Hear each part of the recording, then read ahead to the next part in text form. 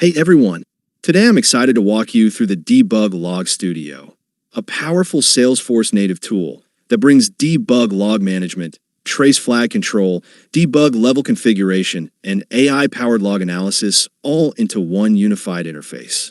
Let's dive in. Once installed from AppExchange, open App Launcher and search for Debug Log Studio and open it. This is the landing page of this tool. You can see various tabs, but before we start using this tool, let's quickly walk through the Setup tab. Debug Log Studio uses a guided 6-step wizard to get you started.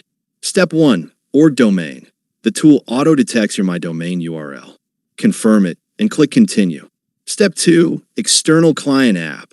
Here you'll create an external client app in your org called Debug Log Studio.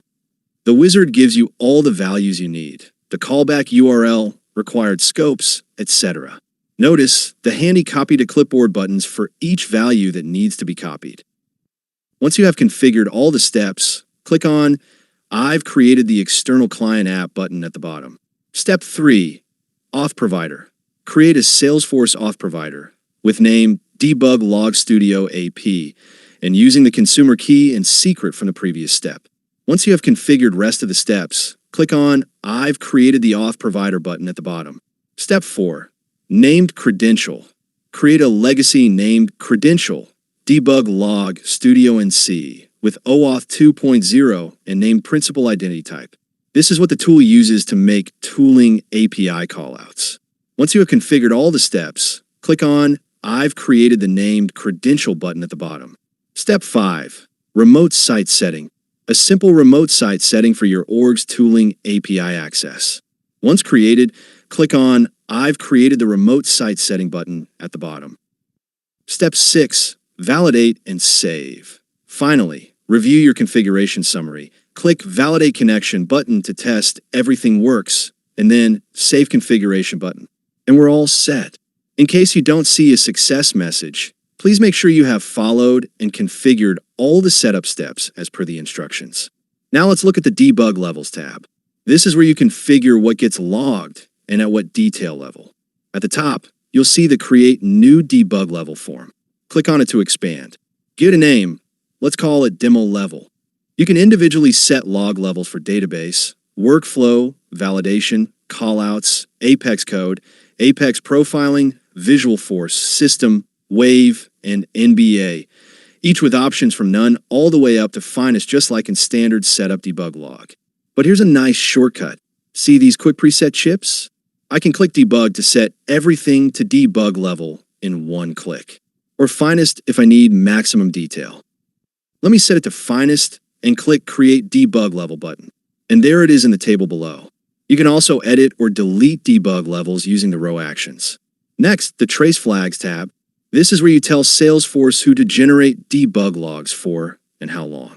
In the Create New Trace Flag form, select the traced entity type. Then start typing the user's name. Select the user from the dropdown. Pick the debug level we just created, demo_level. Now, set the duration. You can use the number inputs, or just click one of these quick duration presets. Let me click 5 minutes for a 5-minute trace. See the timeline preview? It shows you exactly when the trace starts and expires. Click Create Trace Flag button. The trace flag appears in the table below with all its details. Notice how it has a status column with active status. This helps you to quickly understand which flag trace are currently active instead of looking for them via start and expiration date time. Now Salesforce will generate debug logs for my user for the next 5 minutes. You can also edit the existing trace flag to set a debug timer instead of creating trace flag from scratch. You can manage the excessive trace flags that's no longer needed by this delete action. Let's go generate some logs to see the action. Now let's switch to the Explorer tab. Right now, it's empty because we haven't generated any logs yet. Let's create 3 different types of logs to demonstrate the tool's analysis capabilities. First, let me open a very simple LWC component I've built for this demo. I have placed it on Opportunity Record page. It has 2 buttons. One calls an Apex method that runs successfully, and the other calls a method that intentionally throws an error. And in the developer console, you can see its Apex class with 2 methods, one for each button. Let me click the first button, It works and displays a message. This calls our Apex controller, processes some data, and returns a message. Now let me click the second button. Didn't display any message. This one intentionally throws a DML exception to simulate a real-world error scenario. Perfect. Now let's go back to Debug Log Studio and hit refresh. Wait for the logs to be fetched and displayed. And there they are, 2 new debug logs. Notice the type column shows Apex, and the class name and method columns are automatically populated from the log that matches Apex class method. The tool identifies whether it's Apex, a trigger, a flow, visual force, or even a managed package. Let me click the View action on the error log. Here's the full debug log viewer with the complete log body and syntax highlighting. I can use the search bar to find specific text.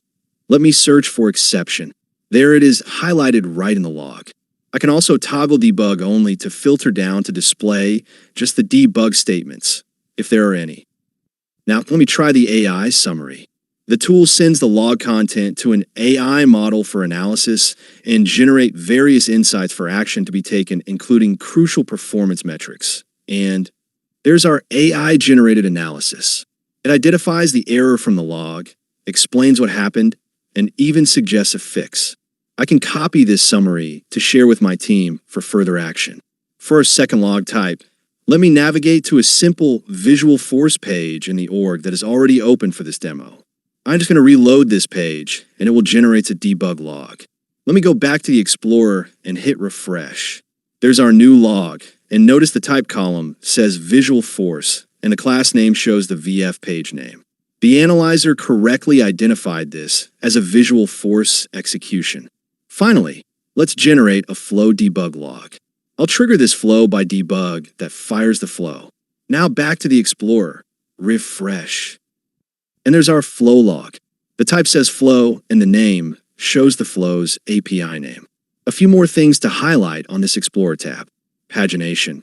You can choose how many rows per page and navigate through large sets of logs. Delete. Delete the log using the row level action multi-select delete. Check multiple logs and click delete selected for bulk cleanup. Delete all. One click to clear all debug logs from the org. AI summary. Send for AI summarization without opening the log content. And download. Download any log file directly to your machine. And that's Debug Log Studio, a complete native Salesforce tool for managing debug logs, trace flags, debug levels, and AI-powered log analysis, all in one place. Thanks for watching this demo.